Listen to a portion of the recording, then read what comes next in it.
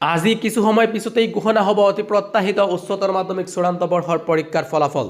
7:30 আনুষ্ঠানিকভাৱে প্ৰকাশ পাব ইয়াৰ সংবাদ বিজ্ঞপ্তি আৰু পুৱা 10:30 ঘোষণা হ'ব এইচএছৰ ফলাফল ছাত্ৰ ছাত্ৰীসকলে 10:30 লগে লগে নিজৰ নিজৰ ফলাফল অনলাইন যোগে চেক কৰিব পাৰিব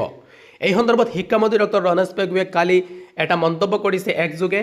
কি মন্তব্য কৰিছে এইটো দেখুৱাম লগতে ফলাফল কি ৱেবছাইটত উপলব্ধ হ'ব বা কিদৰে ফলাফল চেক কৰিব সবিস্তাৰে জনাম ভিডিঅটো একেবাৰে শেষলৈ চাই থাকিব আৰু যদি চেনেলত প্ৰথমবাৰৰ বাবে আহিছে তেনেহলে সাবস্ক্ৰাইব কৰি ৰাখিব ভিডিঅটো ফেচবুকত যদি চাই আছে তেনেহলে ফলো কৰি ৰাখিবলৈ নাপাহৰিব প্ৰথমতে আপোনালোকক দেখুৱাই দিব বিচাৰো শিক্ষামন্ত্ৰী ডক্টৰ ৰমেশ পেগুৰ এই মন্তব্যটো ইয়াতে আপোনালোকে প্ৰত্যক্ষ কৰিছে যে the result of the higher secondary final examination 2026 will be declared tomorrow অৰ্থাৎ আজি 28 এপ্ৰিল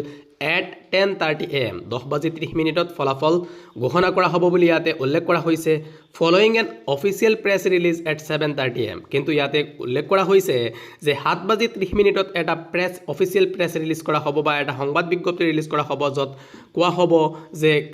কেনেকুৱা ৰিজাল্ট হৈছে পাছৰ হাৰ কিমান তাৰ লগতে কোন ষ্ট্ৰীমত কিমান পাছৰ হাৰ আছে এই সকলো বিষয়ে ইয়াতে উল্লেখ কৰা হ'ব 7:30 ফলাফলৰ বিষয়ে যিবোৰ তথ্য আছে এইবোৰ শেয়াৰ কৰা হ'ব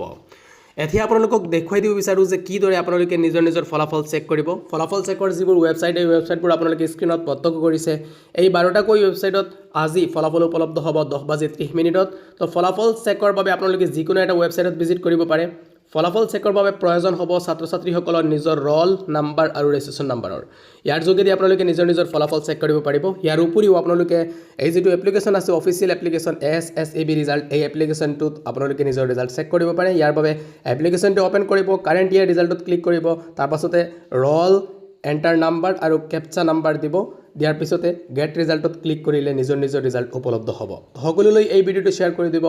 মোৰ ফালৰ পৰা সকলো ছাত্ৰ ছাত্ৰীলৈ থাকিল শুভকামনা যাতে সকলোৰে ফলাফল ভাল হয় thank you thanks for watching